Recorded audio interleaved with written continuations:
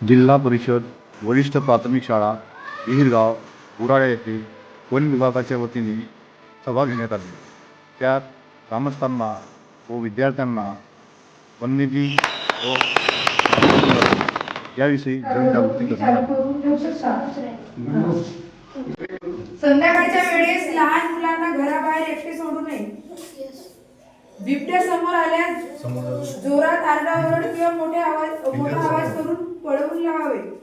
शेतकऱ्यांनी रात्री शेतात पाणी देण्यासाठी जाताना समूहाने जावे. अशा वेळी मोबाईल किंवा रेडिओवर मोठ्याने गाणी वाजवा. एकट्याने कधीही बिबट्याचा पाठलाग करू नये, कारण तो घाबरून उलटा हल्ला करू शकतो. अचानक बिबट्या दिसल्यास त्याला त्याच्या मार्गाने जाऊ द्यावे आणि याबाबत वन विभागाला कळवावे. बिबट्याला डिचवण्याचा प्रयत्न करू नका. पाळीव जनावरांना बंदिस्त गोठ्यात ठेवावे. अजिबात घाबरू नका. बिबट दिसला तर शांत उभे राहा. तुमचे दोन्ही हात वर उचला. जोराजोरात ओरडा. असा केल्याने बिबट्याला तुम्ही त्याच्यापेक्षा मोठे प्राणी असल्याचा भास होतो आणि तो तुमच्यावर हल्ला करणार नाही. जर बिबट्या जवळ असेल तर ओरडताच हळूहळू. जर तुम्ही अन्न साखळीतील एक गोष्ट बाहेर काढतील तर संपूर्ण साखळी नष्ट होऊ शकते. हे जे दिसतात ना, हे एकामेकावर अवलंबून आहे. वन्य प्राण्याच्या राहण्यासाठी आपण त्यांना त्यांचे नैसर्गिक घर ठेवले नाही. त्यांची नैसर्गिक अन्न साखळी आपण तोडली आहे. वानरे, हरणे शेती पिकाचे नुकसान करून अथवा बिबट्या, अस्वल मानवी वस्तीकडे येऊन हा संदेश आपल्याला देत आहे. म्हणजे त्यांचे घर नसल्यामुळे जंगल नष्ट होत आहे, म्हणून यासाठी ते गावामध्ये व शेतामध्ये येतात. रोई, हरणे व वानर, रानडुकरे, अस्वल, हत्ती वन्य प्राण्याकडून शेती पिकाचे होणारे नुकसान वाढते आहे ना. वाढते नुकसान करतात ना. रानडुकरे, अस्वल आणि बिबटे शेतशिवार बाहेर बरोबर आहे मानवी वस्तीत येऊन शेतकऱ्यासह पाळीव प्राण्यावर हल्ले करीत आहेत. करतात ना. तुमच्या गावातले शेरी मारला होता बिबट्यानं. ठीक आहे. फोटो घ्या ना, व्हिडिओ बनव. समोर वन्यजीवाच्या संरक्षणासाठी प्रमुख घटनात्मक तरतुदी. काय तरतुदी करावं लागते? राज्य धोरणाच्या निर्देशात्मक तत्वानुसार अनुच्छेद 48 मध्ये समाविष्ट असलेले वन्यजीव आणि जंगलाचे संरक्षण राज्याने पर्यावरणाचे संरक्षण आणि सुधारणा करण्यासाठी आणि देशातील जंगले आणि वन्यजीवाचे रक्षण करण्यासाठी प्रयत्न करावे असे आदेश दिले आहेत शासनाने. त्याच्या मूलभूत हक्का व्यतिरिक्त संविधानाच्या कलम 51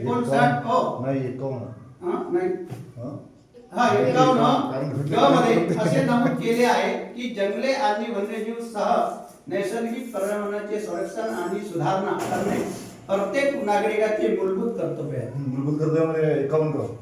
हा 51. वन्य प्राणी, आता पहा फोटो मध्ये वन्य प्राणी पर्यावरण वन्य प्राणी संरक्षण करणे समोर पहा. आता याच्यात काय दिला? भंडारा जिल्ह्यातील मानव वन्य प्राणी संघर्ष कारणे. आपण जंगलात जातो कशासाठी? पहा, हे तेंदू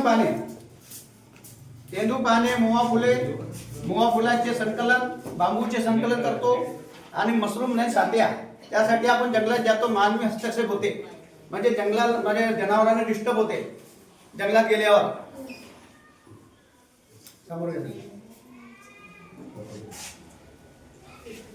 वृक्षतोड व वाढते अतिक्रमण. आता आपण जंगलामध्ये शेती काढतो.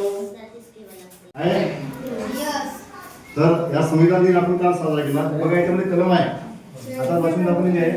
बघा, मूलभूत हक्का व्यतिरिक्त संविधानाच्या कलम 51 ग मध्ये असे नमूद केले आहे की जंगले आणि वन्यजीवासह नैसर्गिक पर्यावरणाचे संरक्षण आणि सुधारणा करणे हे प्रत्येक नागरिकांचे मूलभूत कर्तव्य असेल.